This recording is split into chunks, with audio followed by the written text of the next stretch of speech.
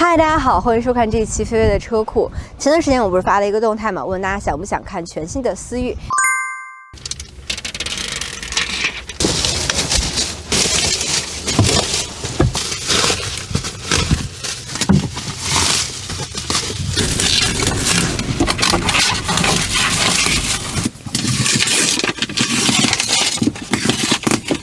其实换代过后，思域的外观它还是比较有争议性的，就很多人觉得它的设计比起上一代来说更加的平淡居家了。就上一代，我自己毕竟也是车主，确实比起这一代的话，更加的运动，而且有辨识度。特别是那一个类似于双 C 的尾灯，我感觉哪怕不是非常懂车的人看到它也知道，哎，这是一台思域。但是这台车的设计啊，特别是前脸，很多人说它挺像一个鲨鱼的，但我自己觉得它比较像海豚，就是有一点点圆。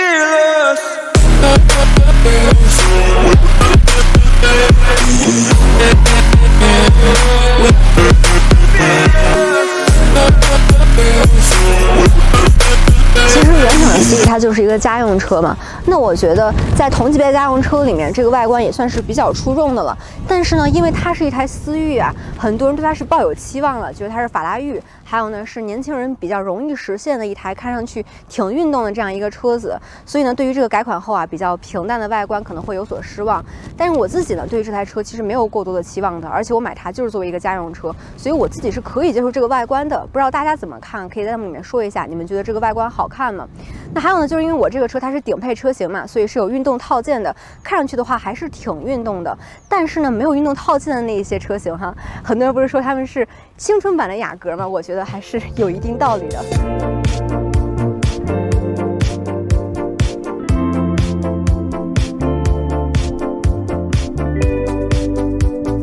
其实这辆车的内饰呢，我觉得跟外观一样，都是设计的比较中庸了。你们可以看一下这个内饰啊，设计的非常的简单。我之前呢不是一直都觉得本田的内饰风格啊是日系居家风，但这台车的话，我觉得都快成北欧极简风了。它就是把它该有的功能还有按键放到该有的位置上面，基本上没有什么设计感。但是呢，这个布局有一个好处，就是我自己用下来，我觉得非常容易上手，因为所有的功能都非常的简单明了嘛。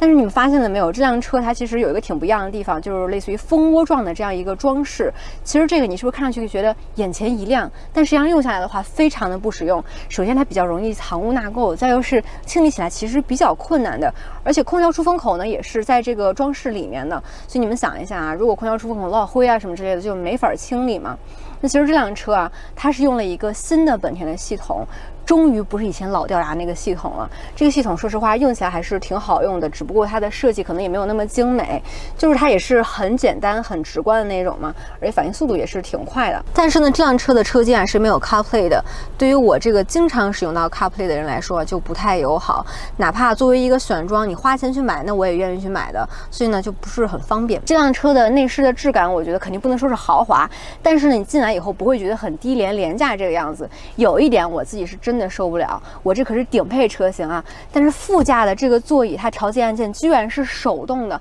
它没有电子的调节按键，这点我是真的受不了。你们也知道啊，我自己平时开车的话基本上用不到后排，顶多呢就是往后排放点东西，但是我觉得毕竟是一台家用车嘛，那对于大部分看视频的人来说，后排还是挺重要的，所以呢我就带大家简单的看一下。那首先呢，这个前排座椅啊还是引8男子的正常驾驶味儿，你们可以看一下这个后排空间就是挺小的，对于我这小巨人来说都是挺小的。那还有呢，就是后排其实没有什么配置。那再就是呢，不知道你们发没发现啊，我这辆车它装的是原厂的这个地毯，这个虫子装的是原厂地毯，它特别的容易脏，就非常不耐脏，不知道是为啥。那这辆车的座椅舒适度啊，我也就不跟大家说了，你们如果感兴趣的话，可以去 4S 店找车试一试。想问大家一个问题啊，就是如果你们买一台思域的话，会把它大部分时间当成一个家用车日常代步，还是买回来以后直接就上改装了？可以在弹幕里面告诉我。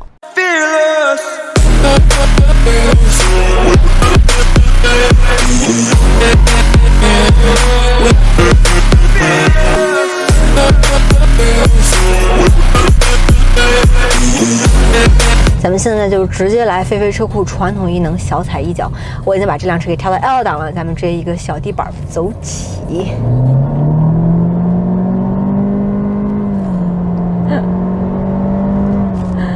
大家刚刚听没听到？这难道就是冠军的声音吗？其实思域这台车啊，原厂状态下，不管是上一代还是这一代，我自己开起来它就是一台买菜车，一个家用车。所以我觉得大家不要对它原厂的操控啊，还有性能抱有太大的期望，因为它会让你失望的。而且呢，它是有一定的误导性的。我自己呢，之所以会买上一代的2厢思域啊，就是想拿那台车跑赛道。当然了，买之前我也知道那台车它肯定不是一个性能车嘛，但是我自己在网上看，大家都说什么秒天秒地秒空气，法拉域还挺运动的。我觉得对于当时的我来说，是一个小白中的小白，基本上没下过赛道，应该可以满足我下赛道的一些需求。但实际上呢，我自己下了赛道，我发现根本不是这样，因为它就是特别的家用，所以那台车我自己觉得，留下来也没有什么意义。跑了差不多1000多公里，我就把那台车给卖掉了。看到这儿呢，不知道会不会让一些对原厂思域抱有期待的小伙伴们失望，但也没有这个必要哈，因为据说这台车它还是比较有改装潜力的。但改装这个事儿我自己也不懂，所以没有别的经验可以分享给大家。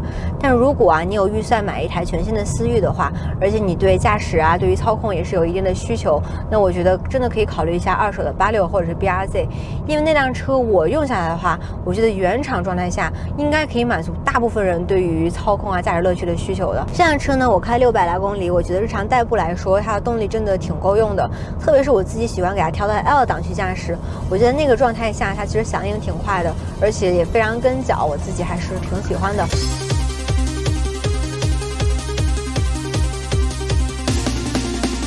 还有就是这台车，它其实刹车的调教我是非常喜欢的，哪怕是初段它都很能刹得住，这个确实是我没有想到的。而且我用下来让我挺惊讶的一点，因为我自己也是有上一代思域嘛，上一代思域它其实隔音非常的差，但是这一代的话，它隔音真的是有所改善。特别是我拿它跑高速的时候，我觉得它能过滤很多的胎噪还有风噪，比起上一代来说的话，真的是要好太多了。并且呢，这一代思域的转向手感我觉得是有所进步的，因为上一代它的手感是非常的轻飘飘，很没有质感，这一代的话会稍微紧致一点，我自己会更喜欢这个设定，但是它真的没有什么运动感可言哈。不是说它不好，其实我觉得你把它当成一个很简单的一个家用车来说，它真的没有什么大毛病。这台车呢，没下赛道之前，我用下来的表显平均油耗是9.9升每100公里，我也不知道这个数据怎么样，大家自行判断吧。不知道大家发没发现啊，就是部分关于思域的视频都会提到鬼火少年这个词儿，但是呢，我全程没有提到，是因为我不想把车给标签化。那我觉得这个确实还挺严重的，而且它有一定的误导性。